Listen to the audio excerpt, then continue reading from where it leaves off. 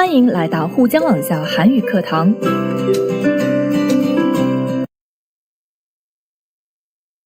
안녕하세요. 연세한국어 5급 과제부문 안보미입니다. 오늘은 제9과 2 환경보호 과제 1 듣고 발표하기입니다. 듣기 전에 같이 생각해 보겠습니다.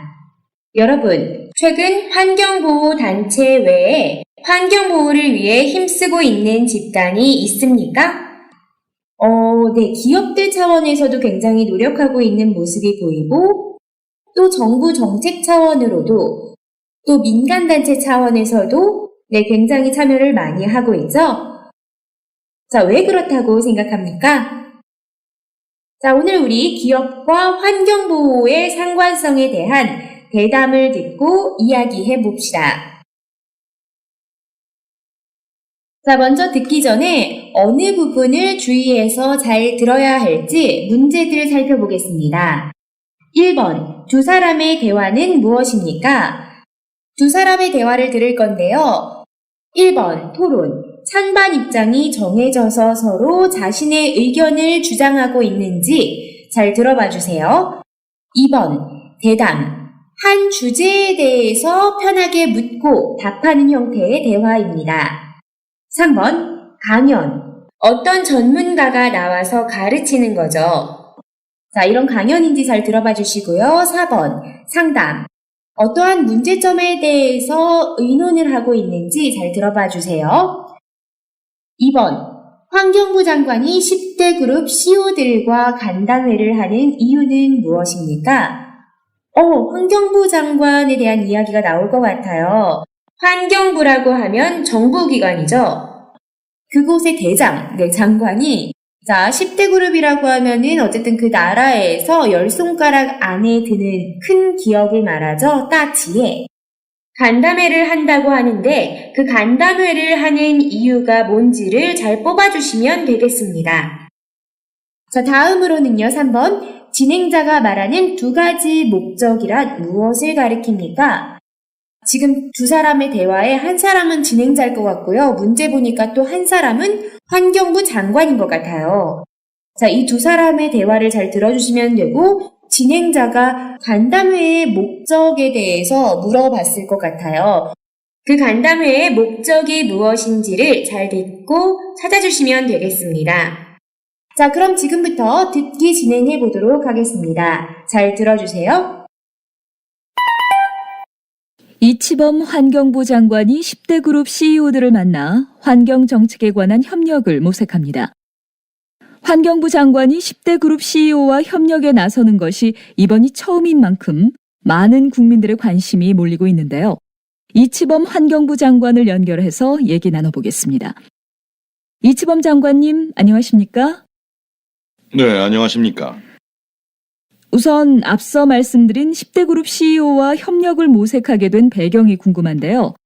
이번 협력으로 친환경 기업 경영과 환경 보존이라는 두 가지 목적을 다 이룰 생각을 하고 계신 것 같네요. 네, 오늘 환경부에서 10대 그룹 핵심 CEO들을 초청해서 간담회를 개최할 예정입니다. 환경 정책에 있어서는 기업과 기업 CEO가 주요한 고객입니다. 그래서 이들 고객과 만나서 환경 정책의 품질도 높이고 실행력을 높이고자 간담회를 개최했습니다. 사실 아직도 사회 일각에서는 환경과 경제가 서로 상충되는 개념으로 인식하는 경향이 있죠. 실제로 외국의 예나 이런 것들을 보면 사실 지속가능 발전이라는 큰 틀에서 보면 환경 경영을 통해서 사회적 책임을 다하는 게 기업 경영에도 많은 도움이 된다는 것이 입증되고 있습니다. 그래서 이번 간담회를 계기로 해서 기업 경영과 환경 보존이 같이 상승의 길로 나아갈 수 있는 방안을 모색해보고자 합니다. 알겠습니다. 올해 최악의 황사가 온다고 하죠? 네, 이와 관련해서 환경부가 황사 종합 대책을 마련해 놓은 것으로 알고 있는데 아직 국무회의에 상정을 못한 것 같아요. 그런데 지난주에도 상정을 하려다가 시간이 늦어져서 못했고 이번 주에도 못했다고 얘기를 들었는데 이거 자꾸 황사 종합 대책이 대통령에게 보고가 늦어지면 환경 정책 시행하는 과정에서 좀 차질이 있을 것 같은데 어떻습니까?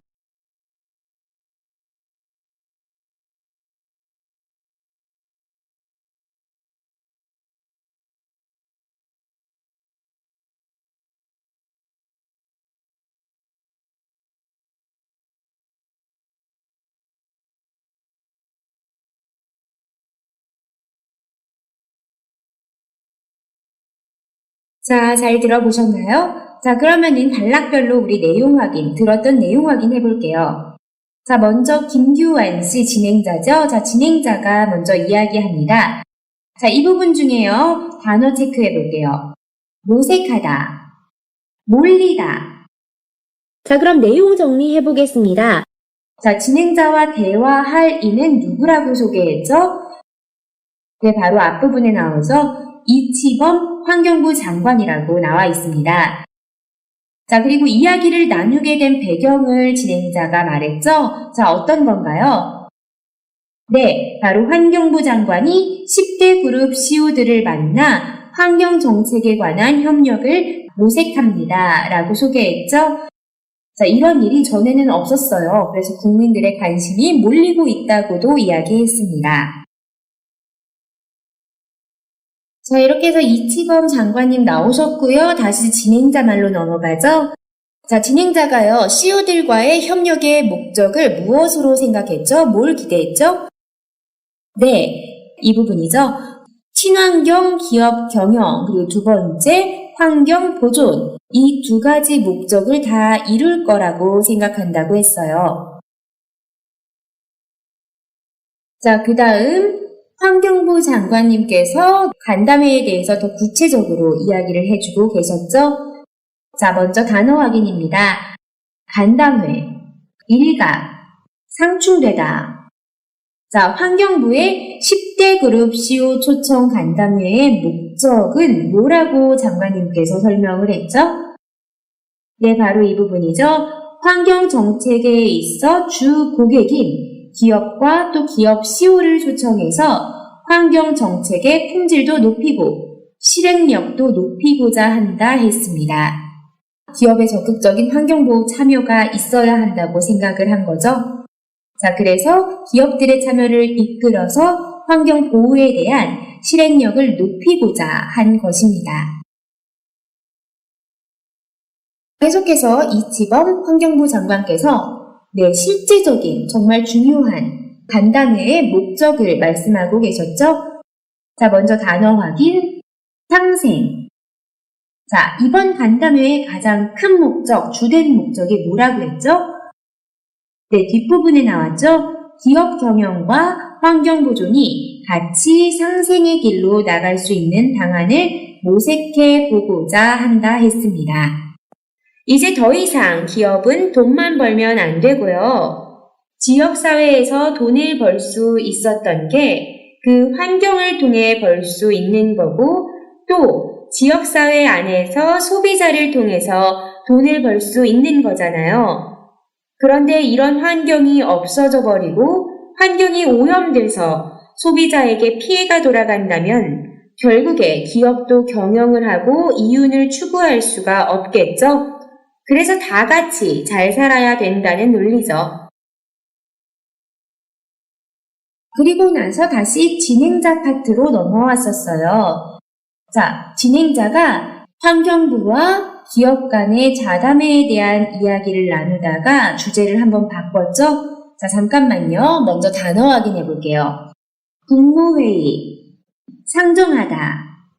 자, 이제 주제 바꿨다고 했죠? 전환된 주제 뭐였죠? 네, 바로 황사 대책이었습니다. 진행자가 걱정하는 바는 뭐죠? 환경부의 황사 종합대책이 나오긴 나왔는데 국무회의에 상정되지 못해서 시행 차질이 있을 듯하다고 내다봤습니다. 그래서 그 부분을 굉장히 걱정하고 있었죠. 자, 그러면서 대화 마무리됐습니다. 그럼 듣기 후 내용을 확인해 보겠습니다. 두 사람의 대화는 무엇입니까? 2번, 대답 골라주시면 되겠죠? 자, 지금 환경에 대한 주제가 나오고 있죠. 서로 편하게 질문을 주고받는 형식의 대화, 대담입니다. 자, 2번, 환경부 장관이 10대 그룹 CEO들과 간담회를 하는 이유는 무엇이라고 했죠? 네, 첫 번째, 환경정책에 있어 주 고객인 기업과 기업 CEO를 초청해서 환경정책의 품질도 높이고 실행력도 높이고자 하는 목적이 있다고 했고요. 자, 그리고 두 번째는 주된 목적이죠.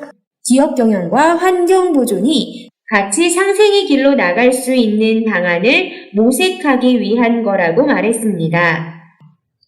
3번. 진행자가 말하는 두 가지 목적이란 무엇을 가리킵니까? 자, 이번의 내용보다 더 먼저 나왔죠? 자, 진행자가 말하는 두 가지 목적은 첫 번째, 친환경 기업 경영이었고요. 두 번째는 환경 보존이었습니다. 4번. 다음은 기업체들의 친환경 경영을 보여주는 신문 기사의 제목입니다. 기사의 내용에 대해서 이야기해 봅시다. 신문 기사의 제목을 살펴볼게요. 하늘도 강도 맑은 부자 도시 된 울산. 울산은 한국의 도시 이름이죠. 자, 지역사회의 부자 도시. 네, 뭔가 기업체가 이바지한 것 같아요. 자, 근데 하늘도 강도 맑다고 했죠. 뭔가 환경적인 차원으로 이득을 준 것 같아요. 자, 그리고 공해도시 탈출 1등 공신은 기업. 네, 대기오염에 대해서 기업이 어느 정도 일조한 것 같죠? 그리고 시와 환경협정 맺고 3조 9천억 원 자발적 투자. 네, 시와 기업 간에 같이 환경정책을 실행하면서 기업이 자발적으로, 정부가 압박을 주지 않았는데도 3조 9천억 원을 자발적으로 투자했다고 했고요. 24시간 오염 감시, 비싸도 LNG 연료 사용. 이 부분도 기업의 환경오염, 특히 수질오염을 막기 위한 노력을 볼 수 있는 부분이죠. 폐화강, 오폐수 유입마가 맑은 강 살려내. 자, 이 부분도 마찬가지 수질오염을 막기 위한 노력을 볼 수 있는 부분입니다. 환경오염 주범, 잊은 환경 지킴이. 자, 원래 옛날에 기업들은 어쨌든 개발을 하면서 환경을 파괴하는 존재였는데, 네, 이제는 그렇지 않고 오히려 환경보호에 앞장서고 도움을 주는 존재가 됐다라는 거죠. 웅진코웨이, 한국의 한 정수기 회사입니다. 웅진코웨이 직원들 공장 인근 하천 살리기. 아무래도 정수기, 물과 관련된 회사다 보니까 수질오염에 대한 것들을 방지하는 환경운동하고 있는 모습이었고요. LG그룹, 환경 분야 가장 먼저 특화 시도. GS칼텍스 1,000억 원 재단 야심찬 계획 등으로 역시 기업들의, 그것도 LG와 GS칼텍스라고 하면 한국의 큰 대기업이죠. 네, 이런 기업들의 노력들 볼 수 있는 신문 기사 제목들이었습니다. 자, 이것 통해서 우리 알 수 있는 게 뭐죠? 기업들도 더 이상 환경을 오염시키는 존재가 아니라 오히려 더 앞장서고 환경 보호에 관심을 갖고 있는 증거들이죠. 자, 그래서 이러한 신문 기사의 제목들의 신문 기사 내용은 뭘지 추측해 보겠습니다. 자, 환경 보호에 앞장선 기업 사례들을 소개한 기사였겠죠? 자, 어떻게 소개하면 될까요? 신문 기사의 제목들 모두 기업이나 단체가 적극적으로 환경 보호에 앞장선 사례들을 소개한 기사였습니다. 자, 이를 통해 최근 기업들 또한 환경 문제에 관심을 갖고 환경 보호 실천을 통해 사회와의 조화 및 이윤 추구 두 가지 모두를 함께 추구한다는 점을 알 수 있었습니다. 5번입니다. 자, 이와 같이 환경보호에 참여하는 기업 중 알고 있는 사례를 조사하여 발표해 봅시다. 자, 중국 내에서도 환경보호에 앞장서고 있는 기업들이 굉장히 많을 거고, 자, 한국에서도 지금 앞에 살펴봤지만 정수기 회사며 대기업이며 모두 환경보호에 앞장서고 있습니다. 자, 그 중에서 아주 오래전부터, 최근이 아닌 정말 아주 오래전부터 이런 환경보호 문제에 관심을 갖고 환경보호를 한 기업 경영 윤리로 생각하고 기업을 경영해온 한 다국적 기업 소개해볼까 합니다. 여러분 모두 알고 있는 기업이에요. 스타벅스, 싱바커입니다. 자, 그럼 지금부터 우리 스타벅스의 환경보호 경영에 대해서 발표해 보겠습니다. 먼저 도입을 해볼게요. 자, 최근에 기업들 윤리 추세, 기업 윤리와 환경보호에 대한 개념 한번 이야기해 주고요. 자, 그리고 그 중에서 스타벅스가 이미 오래전부터 환경보호를 실천하고 있던 기업이었다. 이런 식으로 소개 들어가 볼게요. 최근 기업 윤리와 환경보호는 더 이상 동떨어진 개념이 아닌 상생하는 개념이 되면서 환경보호에 앞장서고 있는 기업들이 늘어나고 있습니다. 여기서 기업들이 왜 이렇게 하고 있는지를 우리 배웠던 문법 을게 아니라 사용해 볼게요. 기업들이 앞에 행동을 선택하지 않고 대조적으로 뒤에 거를 강조하고 있다라는 내용으로 만들어 볼게요. 기업들이 이제 더 이상 이윤을 남기는 데만 노력하지 않고 있어요. 이윤을 남기는 데만 노력하다. 이거를 부정해 보고요. 자, 뒷부분을 강조하고 있다. 환경 보존과 함께 상생하는 기업 윤리를 표방한다. 자, 이 부분 연결해 볼게요. 이윤을 남기는 데만 노력할 게 아니라 환경 보존과 함께 상생하는 기업 윤리를 표방하자며 도처에서 환경보호 운동이 한창입니다. 로 만들어주시면 되겠고, 자, 이제 스타벅스 소개해 볼게요. 그중 스타벅스는 이미 오래전부터 환경보호에 앞장서온 친환경 기업입니다. 자, 그럼 지금부터 스타벅스가 어떻게 환경보호에 앞장서고 있는지 사례들 소개해 보겠습니다. 자, 먼저 첫 번째 사례에는 LEED, 바로 Leadership in Energy and Environment Design을 말하는 미국의 기준인데요. 친환경 건물을 평가하는 기준입니다. 먼저 LEED에 대한 개념 좀 소개해 보겠습니다. LEED는 친환경적인 건물인지에 대한 평가 기준인데 총 5가지 항목으로 평가되는 이 심사는 심사 기간만으로 2달이 부쩍 걸립니다. 굉장히 까다로운 평가라는 소개해줬고요. 자, 이 LEED로부터 인정받은 건물을 매장으로 쓰고 있습니다. 자, 그런데 스타벅스는 매장 건물을 건축하거나 매장을 인테리어할 때 이 기준에 맞아야 합니다. 자, 이 스타벅스의 기준 소개해 볼게요. 스타벅스는 매장 건물을 건축하거나 매장을 인테리어할 때 LED 기준에 맞게 설계하고 있습니다. 자, 한국 스타벅스의 사례 더 구체적으로 들어볼게요. 자, 한국 스타벅스 같은 경우에 2013년 여의도 IFC몰에 LED 인증의 스타벅스 건물을 신축한 바가 있고요. 또 한국의 최초 스타벅스는 이화여자대학교 2대 1호점이거든요. 자, 그쪽 이제 1호점이기 때문에 인테리어 좀 다시 했겠죠. 리모델링 했을 때 친환경 건축 자재를 사용하거나 아니면 이미 폐점한 매장의 인테리어를 재활용하는 모습을 보여주었습니다. 자, 이 부분 정리해서 말해볼게요. 한국 스타벅스는 2013년 여의도 IFC몰에 LED 인증의 스타벅스 건물을 신축한 바 있으며 최초 스타벅스인 2대 1호점 리모델링 시 친환경 건축자재 사용 및 폐점 매장의 인테리어를 재활용하는 사례를 보여준 바 있습니다. 자, 두 번째 사례는요. 재활용을 통한 환경 발자국 줄이기입니다. 환경 발자국이 뭐냐면요. 요즘에 환경보호단체에서 하고 있는 건데요. 상품을 생산 소비하는 과정에서 얼마나 많은 이산화탄소를 발생시키는지를 양으로 표시하는 것입니다.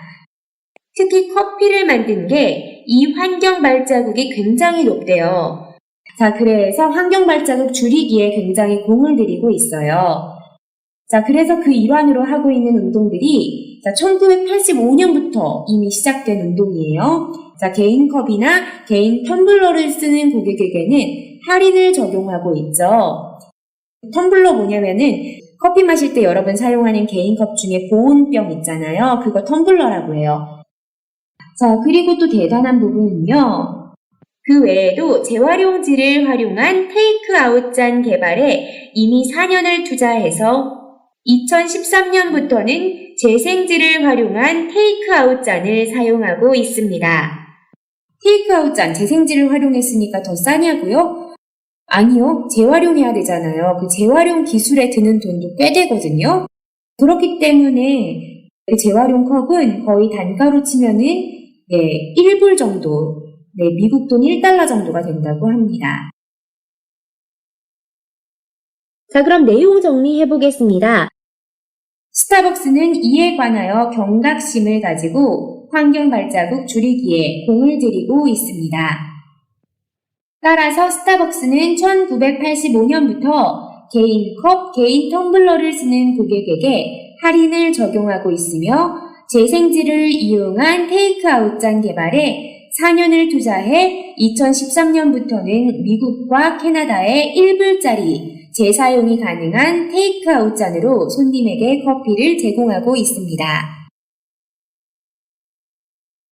마지막, 이런 스타벅스의 환경보호 운동을 평가해 볼게요. 총평 정리입니다. 이렇게 환경보호에 앞장서는 기업도 많지만은 어떤 기업들은 영리적 활동만 추구하고 이렇게 스타벅스처럼 비영리적 환경보호 활동을 추구하고 있지 않죠? 이런 거 등한시한다라고 말할 수 있어요. 자, 문장 연결해 볼게요. 어떠한 기업들은 영리적 활동만 추구한다와 이렇게 스타벅스처럼 비영리적 환경 활동은 등한시하고 있다를 우리 배웠던 문법을 줄만 알았지 사용해서 연결해 보겠습니다. 어떠한 기업들은 영리적 활동만을 추구할 줄만 알았지 이렇게 스타벅스처럼 비영리적 환경 활동은 등한시하고 있습니다. 자, 이제 스타벅스 한번 칭찬해 볼게요. 칭찬받을만 하잖아요. 자, 하지만 오래전부터 스타벅스의 방침은 환경보호를 위한 비영리적 활동이 당장은 이윤을 추구할 수 없고 투자돼 들어가는 돈도 많지만 지역사회와 상생하는 것이 장기적인 이윤 추구라는 것을 잘 알고 있었던 듯 싶습니다.로 정리해보면 되겠습니다. 자, 그래서 오늘은요, 기업의 환경보호 참여에 대한 대담 들어보고 같이 이야기 나눠봤습니다.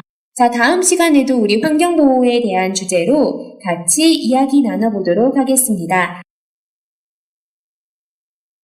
자, 오늘 여기까지입니다. 자, 여러분 수고하셨고요. 다음 시간에 또 만나요. 안녕히 계세요.